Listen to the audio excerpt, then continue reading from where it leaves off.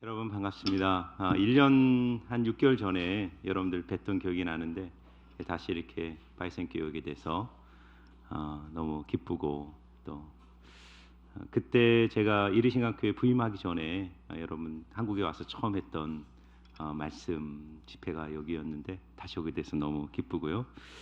1년 전에 제가 바이센교회 와서 제일 놀랐던 게 하나 있었어요. 그러니까 이제 그때 처음 이 교회로 와봤기 때문에 딱 밖에서 봤을 때는 요즘 절대로 부흥할 수 없는 도시 삼각교회구나, 얼마나 먹기 힘들게 하는구나 이제 이렇게 생각하고 안에 딱 들어와 봤는데 완전히 다른 거예요.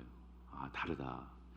여기에 파워가 있고 은혜가 있고 정말 많은 젊은 분들이 모여서 하나님 찬양하는 모습 보면서 굉장히 마음이 도전이 됐습니다. 우리가 제가 이제 그걸 보면서 한 가지 느꼈던 것이 겁니다. 기도가 살아있는 사람과 기도가 살아있지 않는 사람, 또 기도가 역사하는 교회와 기도가 죽은 교회의 차이가 뭐냐라고 했을 때 이렇게 제가 어떤 걸 넘겨야 되나? PPT가 안 넘어가네. 네네, 됐습니다. 기도하는 사람과 기도하지 않는 사람의 차이를 영어 단어로 얘기하면 스트레스와 스트렝스로 이렇게 구별할 수 있는데요. 스트레스는 이제 외부로부터 누르는 힘이죠. 그러니까 우리 인생의 압력들이 있거든요.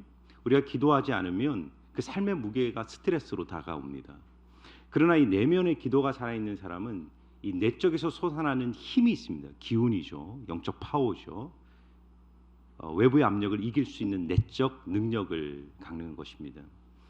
여러분도 혹시 그 유명한 드라마 중에 나의 아저씨라는 드라마가 있거든요. 그 박혜영 작가가 기독교인이신데 기독교적 가치관을 가지고 이 드라마를 많이 그 안에 기독교적 사상을 담고 있는데 거기에서 아주 유명한 대사가 나옵니다.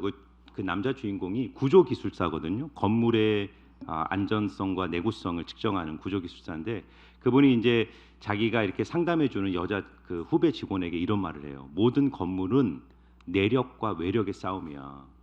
그래서 외부에서 일어날 수 있는 모든 무게들, 뭐 지진, 하중, 바람 이런 모든 것들을 치밀하게 계산해서 그 외력보다 내력을 더 세게 계산하면 그 건물은 절대적으로 안전해.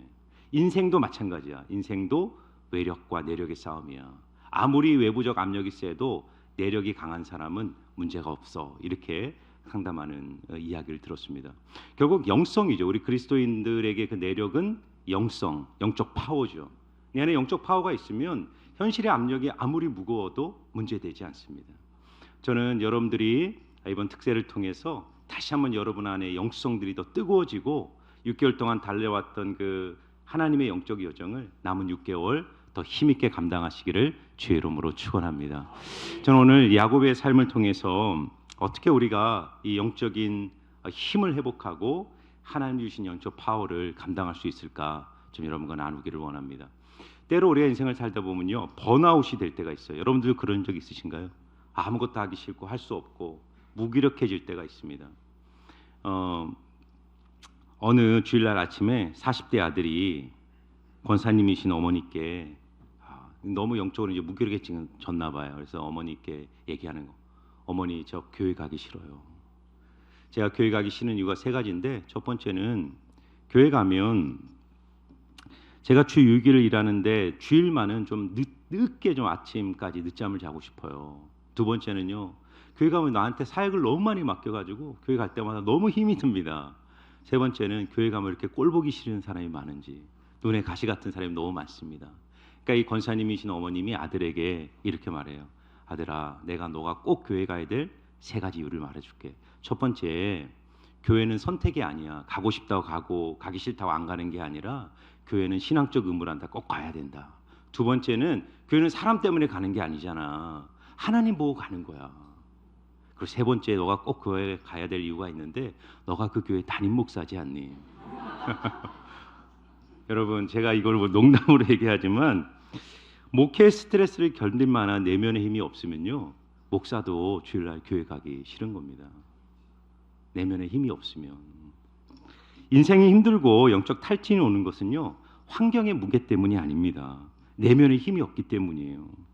우리 인생에 이 인생의 무게를 견딜 만한 힘이 필요한 거예요. 오늘 그래서 야곱의 이야기를 통해서 우리가 어떻게 영적 회복과 내적 파워를 다시 가지고 인생을 힘있게 살아갈 수 있을지 함께 나누기를 원합니다.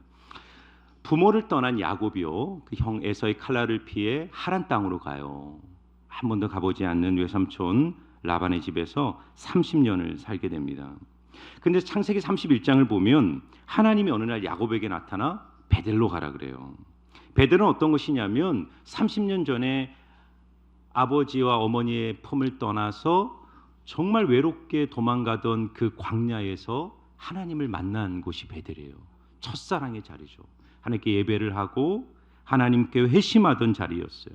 하나님이 그곳으로 돌아가라 그런 것입니다. 그런데 야곱은 그 하나님의 말씀에 순종하여 자기 가족들, 어마어마한 그 가축들 다 거닐고 그 하란에서 그 베델까지는 거의 1000km거든요. 그 어마어마한 거리를 순종하여 베델로 돌아갑니다.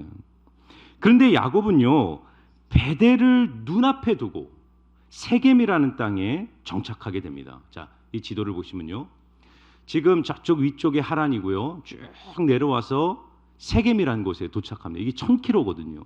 그러니까 야곱은 가족과 함께 하나님의 비전과 말씀을 따라 순종을 한 거예요. 그런데 어디서 멈추게 되냐면 결승선을 눈앞에 두고 세겜이라는 곳에 정착해 버립니다. 세겜과 베델은 48km입니다. 하루면 갈 수 있는 거리예요. 그런데 왜 야곱이 베델에 가지 않고 베델을 눈앞에 두고 세겜에 정착했을까? 이유가 있습니다. 베델은 광야예요. 빈들입니다. 그러나 세겜은요, 목초지가 풍성한 화려한 문명이 발전했던 그 당시에 도시였어요. 야곱의 시선으로는 베델에 올라가면 미래가 보장되지 않는 거예요. 그러나 세겜은 너무 좋은 곳이죠. 가족들과 함께 이곳에 정착해서 행복하게 살 수 있다는 생각을 한 겁니다. 여러분, 우리가 하나님의 비전을 따라 가요. 그 비전에 도달하는 과정에 반드시 유혹이 옵니다. 도전이 와요. 우리 인간적 생각에 편한 길을 선택하게 됩니다. 아, 이게 더 좋은 거지, 이게 더 안전한 거지, 여기에 머무는 것이 내 인생에게 더 유익하지 생각하고 하나님의 비전과 하나님의 길을 포기하고 세겜에 정착해 버리는 거예요. 그런데 여러분 꼭 기억할 것이 있어요. 우리 시선에 안전해 보이다는 그 장소가 절대로 안전한 곳이 아닙니다. 야곱은 10년을 세겜에 머물게 돼요. 그리고 10년을 머문 동안 보이지 않게 야곱의 내면은 균열되기 시작합니다. 무너지기 시작해요. 그리고 오늘 우리가 읽은 35장 전 34장에 엄청난 사건이 벌어지게 됩니다. 야곱의 인생에 통제할 수 없는 위기가 찾아옵니다. 자, 그 말씀이 바로 34장 1절과 2절입니다. 같이 한번 읽어볼까요? 시작. 레아가 야곱에게 낳은 딸 디나가 그 땅의 딸들을 보러 나갔더니 휘 족속 중 하몰의 아들 그 땅의 주장 세겜이 그를 보고 끌어들여 강간하여 욕되게 하고. 세겜이란 도시가 화려한 문명의 도시고 발전된 도시니까 그 야곱의 막내딸 디나가 그 화려한 문명의 도시를 구경하러 나갔다가 그 도시의 추장 아들에게 붙들려 성폭행을 당하게 됩니다. 엄청난 비극적 사건이 벌어진 거예요. 평안하던 야곱의 집안에 비극이 찾아온 겁니다. 그런데 더 큰 사건이 벌어져요. 그 디나의 친오빠가 있습니다. 시므온과 레이인데, 이 시므온과 레이가 자기의 동생이 성폭행을 당하고 세겜의 아들의 추장의 집에 붙들려 있다는 소식을 듣게 되고 분노해요. 그리고 그 마을 사람들을 속여서 할례를 받게 하고 칼을 들고 들어가 그 세겜 마을에 대량 학살을 해버려요. 남녀노소를 다 죽여버립니다. 이 사건이 터지고 나서 가나안 족속들이 이 야곱의 가문을 응징하려고 연합군을 형성해서 지금 몰려 들어오는 그런 상황에 놓이게 된 거예요. 집안이 초토화될 위기에 떨어진 것입니다. 여러분, 우리가 인생을 살다 보면 이런 위기의 순간이 찾아와요. 사방으로 우겨싸임을 당하는, 내가 어떻게 할 수 없는, 통제할 수 없는 인생의 위기에 직면할 때가 있습니다. 이럴 때 어떻게 야곱은 승리했을까요? 오늘 첫 번째 나누고 싶은 것은요, 하나님이 주어로 회복되는 인생을 야곱은 경험하기 시작합니다. 여러분, 집에 가서 한번 읽어보세요. 34장과 35장을 읽어보면 완전히 다른 분위기를 발견하게 됩니다. 34장은 절망과 카오스와 통제 불능의 장입니다. 근데 35장이 열리면서 완전히 전환돼요. 터닝 포인트가 생깁니다. 근데 그 터닝 포인트의 시작이 뭐냐? 35장 1절입니다. 같이 읽겠습니다. 시작.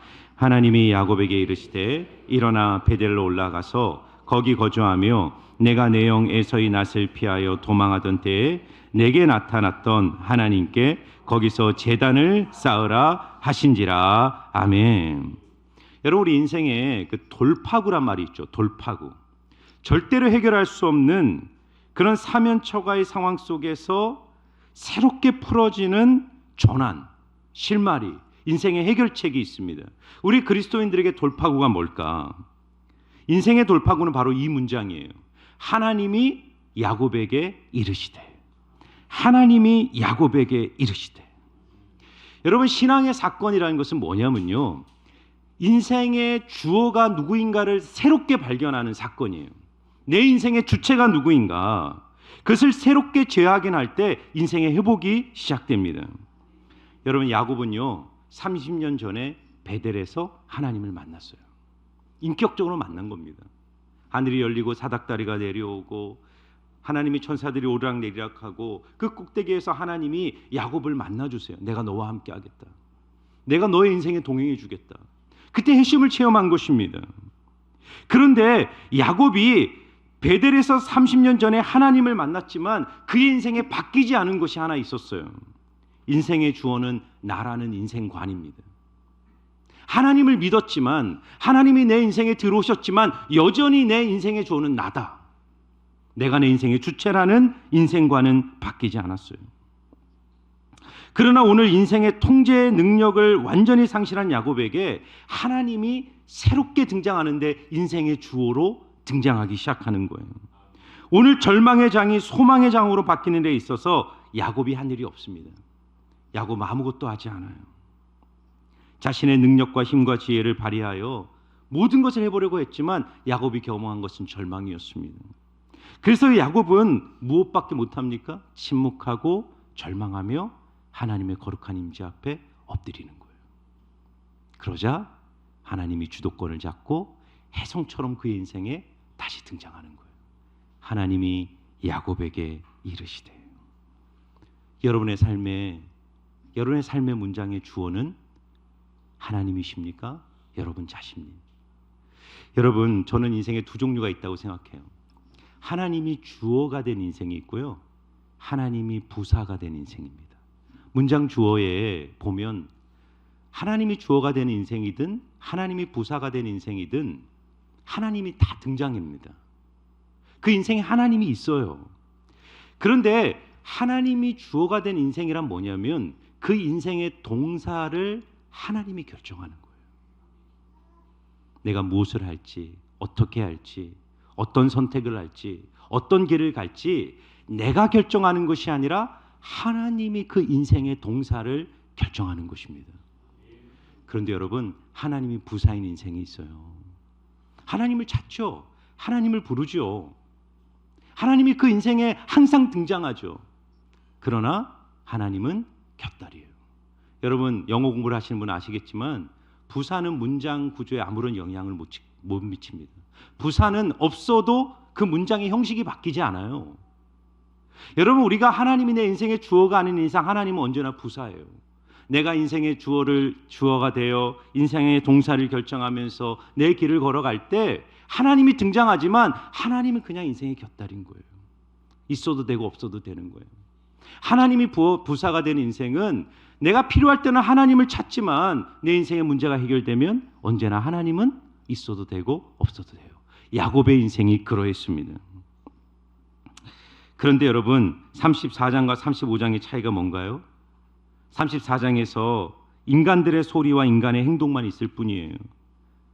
야곱이 보세요. 야복강에서 하나님께 굴복하고 형 에서로부터 안전하게 지켜주신 하나님을 경험합니다. 베델로 가라는 명령을 따라 순종했어요. 하지만 10년 동안 세겜에 머물면서 하나님을 인생의 부사로 조금씩 밀어낸 겁니다. 그래서 34장 어디에도 하나님의 행동, 하나님의 소리, 하나님의 주권이 없는 거예요. 그래서 34년의 결론은 비극적인 거죠. 혼돈, 카오스, 살인, 시기, 전쟁, 두려움, 공포가 34장을 가득 채우고 있습니다. 그런데 그런 놀라운 34장의 절망을 완전한 회복으로 전환시키는 출발절에 하나님이 주어로 나타나 야곱에게 말씀하기 시작하는 것입니다. 내가 하나님께 말하는 것이 아니라 어느 순간 하나님이 내 인생에 찾아오셔서 하나님이 야곱에게 말하는 거예요. 베델로 올라가라는 것입니다. 우리의 인생에 무질서와 카오스가 있어도요, 하나님이 여러분의 인생에 말씀하기 시작할 때 인생이 새롭게 회복되는 은혜를 경험하게 될 줄 믿습니다. 여러분, 하나님이 주어가 되어 말씀하시자 어떤 일이 벌어집니까? 35장 5절이에요. 같이 한번 읽어보겠습니다. 시작. 그들이 떠났으나 하나님이 그 사면 고울들로 크게 두려워하게 하셨으므로 야곱의 아들들을 추격하는 자가 없었더라. 아멘. 여러분, 34장에는 누가 두려워했어요? 야곱이 두려워했습니다. 야곱이 사면 고울의 민족들을 두려워했어요. 그러나 하나님이 야곱에게 말씀하시기 시작합니다. 하나님이 그 인생의 주어가 되자 어떤 전환과 역전이 일어나죠? 야곱이 두려워하는 것이 아니라 야곱이 가지만 주변에 있는 사람들이 야곱을 두려워하기 시작하는 거예요. 하나님이 그 인생에 역사하시는 겁니다. 하나님께서 주어가 될 때 우리의 인생에 이런 변화가 일어날 줄 믿습니다. 그렇다면 하나님을 주어로 삼는다는 것은 어떤 것일까요? 그것은 내가 주인 삼은 모든 인생의 우상들을 하나님 앞에 내려놓는 것입니다. 여러분, 2절 말씀 한번 볼까요? 자, 2절과 4절인데요. 볼 뜻을 생각하면서 한번 읽어보겠습니다. 시작. 야곱이 이에 자기 집안 사람과 자기와 함께한 모든 자에게 이르되 너희 중에 있는 이방 신상들을 버리고 자신을 정결하게 하고 너희들의 의복을 바꾸어 입으라. 다 4절입니다. 그들이 자기 손에 있는 모든 이방 신상들과 자기 귀에 있는 귀고리들을 야곱에게 주는지라. 야곱이 그것들을 세겜 근처 상수리 나무 아래에 묻고. 아멘. 여러분, 우리의 인생이 하나님을 주어로 삼고 싶죠. 그러나 우리의 인생에 하나님을 주인 되게 막는 것들이 있어요. 여러분, 기독교를 비판하는 사람들 중에 여러분 친구들 중에는 그런 분들이 있을 거예요. 여러분들이 복음을 전하고 예수 믿으라 그러면 믿지 않는 친구들 중에 기독교인들이 이렇게 비판합니다. 기독교인들은 너무 나약하고 힘이 없어서 스스로 살아갈 힘이 없어 신이라는 존재에게 무력하게 자기의 삶을 의탁하는 나약한 사람들이다, 이렇게 말해요. 그런데 한번 잘 생각해 보세요. 스스로 인생의 주체가 되어 스스로의 힘으로 서는 것이 인생이라고 주장하는 사람들, 정말 그들은 홀로 서 있는 것일까? 가만히 살펴보면요, 자존심과 독립심이 강하다고 주장한 사람 뒤에는 그 사람의 자존심과 자긍심을 강화시키는 버팀목들이 있습니다.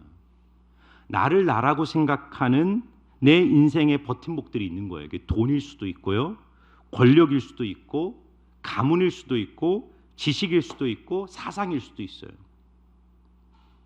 나는 나다. 나는 신이 없어도 내가 신이야. 내가 인생의 주체야. 내가 주인이야 라고 말할 때 그 사람들은 나를 나라고 말하게 하는 인생의 버팀목들이 있단 말이에요. 그래서 많이 배운 사람, 많이 가진 사람, 높은 권력을 가진 사람들이 그렇게 예수 믿기 어려운 이유가 있는 것입니다. 인생의 주어를 받는다는 것은 그 모든 것들을 내려놓고 하나님의 인생의 주체로 받아들이는 거거든요. 그런데 많은 사람들은 그것을 뒤에 붙들고 있는 거예요. 예수 안에 들어와도 내가 하나님을 내 인생의 주인이라고 말하지만 보이지 않는 곳에 붙들고 있는 우상이 있는 거예요.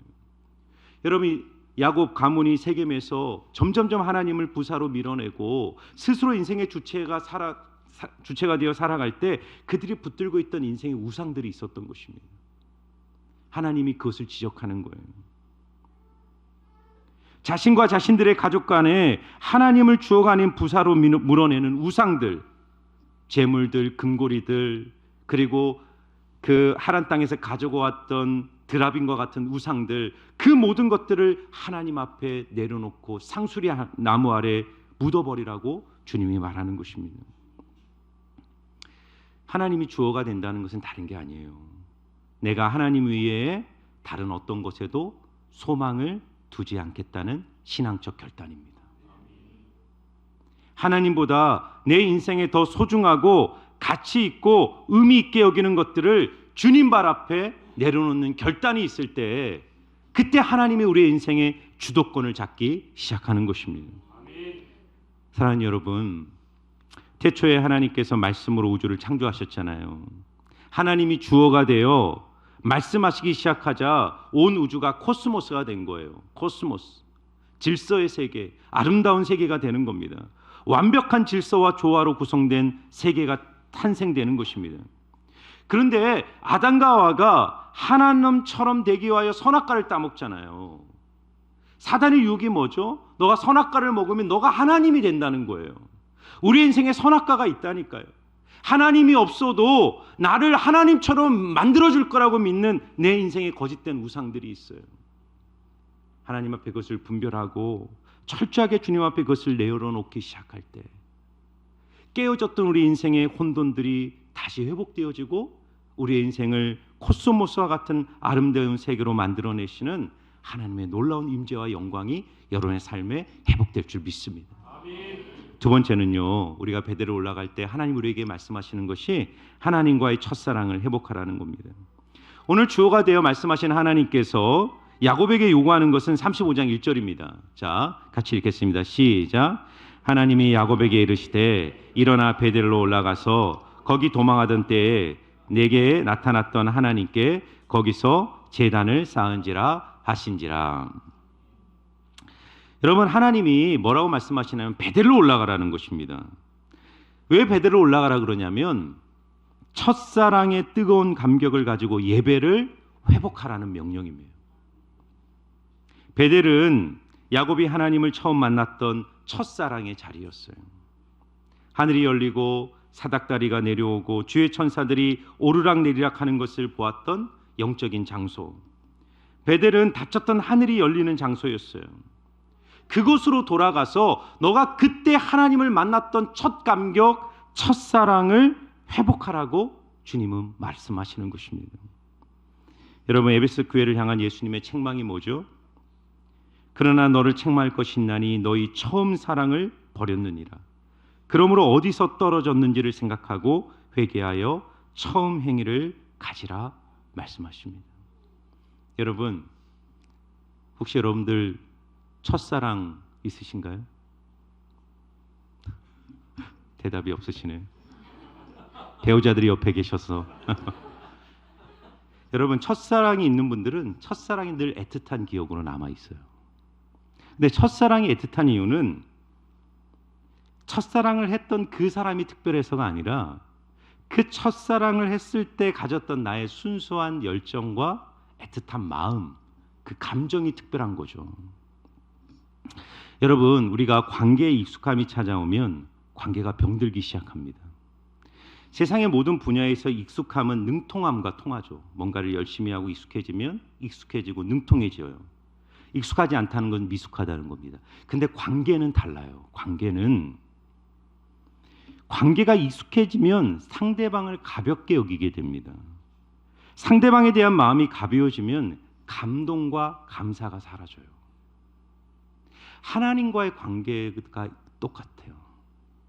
하나님이 익숙해지기 시작하는 것은 내 신앙이 병들어지는 거예요. 여러분, 어떤 사람이 실험을 했어요. 심리학자가 어느 동네 작은 한 시골 마을 구역을 정해서 일주일 동안 매일 그 집 앞에 $100씩 매일 놓았어요. 첫 번째 주에 그렇게 $100 놓고 그냥 사라지니까 사람들이 웅성웅성하면서 막 깜짝 놀란 거죠. 저 사람 왜 저러지? 그러면서 그 $100를 슬그머니 집으로 다 가져갔어요. 두 번째 주가 됐을 때 이제는 현관문 앞에서 돈을 기다리는 사람들이 생기기 시작했고 감사를 표하기 시작했어요. 고맙다고. 세 번째 주가 되자 사람들은요, 돈을 받는 것을 이제 이상하게 생각하지 않았어요. 네 번째가 되자 당연하다듯이 자기 돈을 챙기듯이 그 돈을 챙겨갔어요. 이 심리학자가요, 한 달이 지나자 그 다섯 번째 주제는 돈을 놓지 않고 그냥 지나갔어요. 그러자 사람들이 나오면서 따지기 시작했어요. 왜 돈을 안 주냐고. 돈을 달라고 사람들이 요구하기 시작했습니다. 익숙함이죠.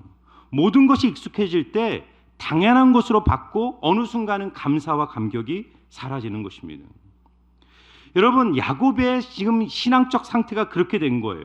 하나님이 그렇게 많은 30년 동안 은혜를 주시고 한 번도 하나님이 야곱을 떠난 적이 없었지만 야곱은 어느 순간 하나님의 사랑과 은혜를 너무나도 익숙함으로 받아내기 시작하는 거예요. 감사가 사라지는 것입니다. 예배가 사라지는 거예요. 형이 에서의 칼날을 피해 한 번도 가본 적이 없는 하란 땅을 떠나던 그 길에 만났던 하나님, 내가 너를 떠나지 않고 내가 너와 함께 하겠다. 그 베델에서 첫사랑을 맺고 30년 동안 하나님은 야곱을 떠난 적이 한 번도 없었어요. 그런데 야곱의 마음이 변한 거예요. 어느 순간 자기의 인생 가운데 은혜로 찾아오시는 하나님이 보이지 않아요. 그리고 그 은혜가 이제는 은혜가 아니라 당연한 것으로 받기 시작하는 거예요. 받은 은혜가 그렇게 많은데 하나님을 인생에서 조금씩 밀어내고 예배를 잃어버리기 시작하자 그의 인생도 함께 붕괴되기 시작한 거예요. 그래서 하나님은 뭐라고 말하죠? 그 첫사랑의 감격, 첫사랑의 예배, 그 첫자리로 돌아가 너가 그때 만났던 하나님을 다시 붙들라고 말하는 것입니다. 사랑하는 여러분, 여러분의 베델은 어디입니까? 주님과의 첫사랑을 회복하시기를 주 이름으로 축원합니다. 우리는 날마다 새롭게 시작하는 거예요. 매일이 새로워져야 돼요. 날마다 새롭게 하나님의 거룩한 임재 속에 들어가 내 고통과 환난과 절망의 자리에 나를 만나주신 그 하나님을 뜨겁게 새롭게 만나는 놀라운 예배의 회복들이 여러분의 삶에 이루어지기를 주의 이름으로 축원합니다. 마지막으로 세 번째는요, 하나님의 가족을 회복시키는 인생으로 오늘 말씀 우리에게 말하고 있어요. 여러분, 우리가 하나님 앞에 하나님 주신 음성을 듣고 내 인생의 주어가 되어 예배의 자리로, 비전의 자리로, 꿈의 자리로 하나님이 가라신 그 베델을 올라갈 때 우리는 어떻게 올라가야 되냐면, 이게 중요한데요, 함께 올라가야 됩니다. 함께 나 혼자 올라가는 것이 아니라 함께 올라가는 것입니다. 자, 35장 2절을 보세요. 같이 한번 읽어볼까요? 시작. 서로 돌아보아 사랑과 선행을 격려하며 모하기를 패하는 어떤 사람들의 습관과 하지 말고 오직 권하여 그날이 가까움을 볼수록 더욱 그리하자. 아멘. 여러분, 오늘 하나님이 야곱에게 말씀하셨어요. 그 인생이 무너졌을 때 야곱에게 말씀하시고 야곱의 마음이 회복되면서 하나님이 두 번째로 말씀하시는 건 뭐냐면, 지금 45장 2절을 보시면 야곱이 이에 자기 집안 사람과 자기 함께한 모든 자에게 이르되 너희 중에는 이방 신상들을 버리고 자신을 정결하게 하고 너희의 의복들을 받고 입으라. 또 6절을 보니까 야곱과 그와 함께한 모든 사람이 가나안 땅 루스 곧 베델에 이르고 라고 말합니다. 여러분, 지금 야곱이 하나님을 만났어요. 야곱이 하나님의 음성을 들었어요. 근데 야곱이 어떻게 하냐면 하나님의 음성을 따라 가족들에게, 그 자녀들에게 하나님이 주신 비전을 흘려보내기 시작합니다. 왜 그럴까요? 지금 두 아들들은 살인자입니다. 야곱의 그 자녀들은 완전히 지금 신앙이 무너졌어요. 붕괴됐습니다. 그런데 야곱은 뭘 보냐면 하나님의 비전 안에서 하나님이 이 12아들들을 통해서 하실 일들을 보기 시작하는 거예요. 그들은 누구죠? 앞으로 12지파의 리더가 되어서 12지파 이스라엘을 이끌어갈 하나님의 영적 리더들이에요. 저는 여러분들이 야곱과 같이 하나님 앞에 비전을 받았다면 여러분 주변에 함께 가야 될 여러분의 영적 가족들이 있다고 생각합니다. 그들에게 비전을 심어줘야 돼요. 함께 가자. 하나님이 우리에게 주신 이 비전을 가지고 우리가 여기에 안주하지 말고 하나님이 가라 하신 그곳까지 함께 가자라고 도전하고 권면하십시오. 여러분, 만일 야곱이 그 비전을 흘려보내지 않고 그 아들들의 실패와 절망을 묵과하고 그렇게 내버려뒀다면 그 아들들은 살인자, 인생의 패배자로 낙오했을 것입니다. 그러나 하나님이 야곱에게 소망을 주시고 그 소망을 아들들에게 풀어내고 온 가족을 함께 데리고 베들레헴에 올라갔을 때 그 아들들은 앞으로 이스라엘을 이끌어갈 영적 리더들이 되었습니다. 하나님께서 여러분들을 이 바이셈 교회에 영적 리더들로 부르신 줄 믿습니다. 이 새벽을 깨우는 여러분들을 통해 여러분의 은혜와 비전이 여러분 주변에 있는 가족들, 지체들에게 흘러가서 하나님이 이 바이셈 교회에 주신 베델이라는 비전이 있어요. 그 베델에 도착하기까지 안주하지 말고 주님과의 첫사랑을 회복하고 정말 주님과 함께 그 베델에 올라가 하나님께서 바이셈 교회에 주신 비전을 아름답게 풀어내는 여러분 모두가 되기를 주의 이름으로 축원합니다. 같이 기도하겠습니다.